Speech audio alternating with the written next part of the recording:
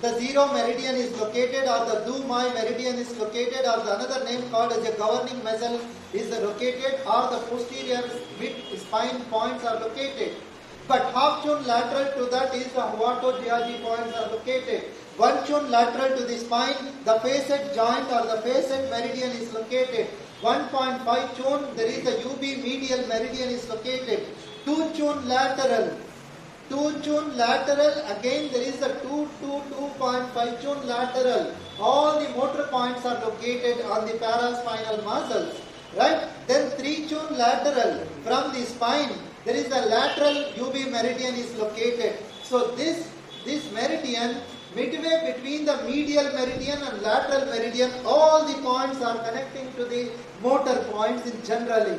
So therefore you just activate across that region, try to find out the knot, try to find out the mass, try to find out the rigidity on that particular region. Anything you find there is a stiffness on that region, irrespective of the acupuncture point, you can activate that point to be called as a motor point.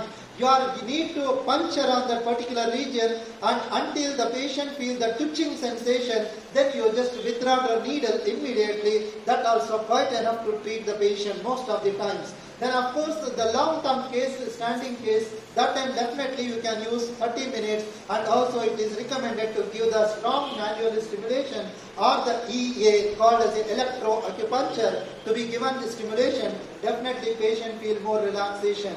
So anything you remember, when the patient is complaining the pain anywhere in the body, so that time you just activate the spinal nerve and activate the connecting muscles, myotomes, then which muscles is affected, and one nerve, spine nerve, you just activate electrical stimulation and activate to the motor point of the stimulation of that particular muscle, and you are activating to the spinal nerve, you are activating to the motor muscles at the same time. The chances are that very soon the patient feel more relaxation, right? So therefore, what we do in generally, we activate certain, for example, gastrocnemius muscles, pain is there on the cough muscle, we just apply the Cheng Chan and Cheng Chen, Cheng Jin, Cheng Shan. So that point is UB 57 and UB 5, 56. So these are the points we activate, no doubt. So that also it is closer to the motor points. But motor point somewhere else, it's not those points itself is the motor point.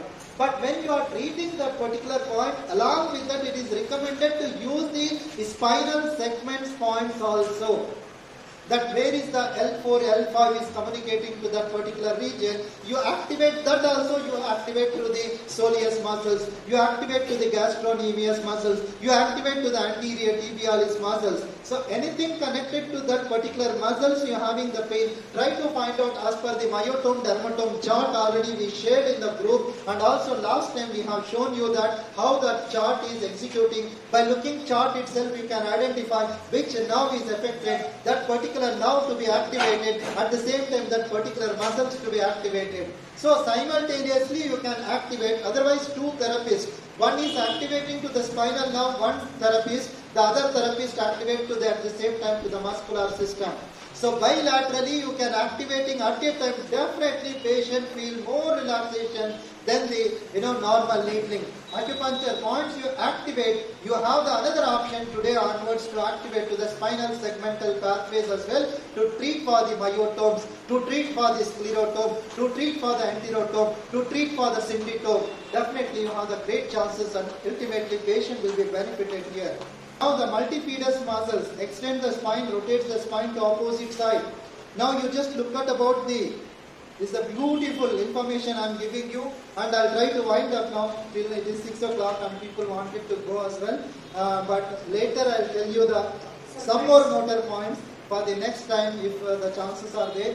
Because I wanted to cover the syllabus also. At the same time I wanted to give you extra curriculum of your syllabus also. This is not there in your subject, but still I am giving you some extraordinary information that you should not you should know all this information. That's all. So multifidus extends the spine, rotates the spine to opposite side. Now you understand from C1 to L5. C1 to L5. Count and tell me how many vertebrae. C1 to L5. Diksha, you just count and tell me. C1 to L5. How many total vertebrae? So all these vertebrae. 25.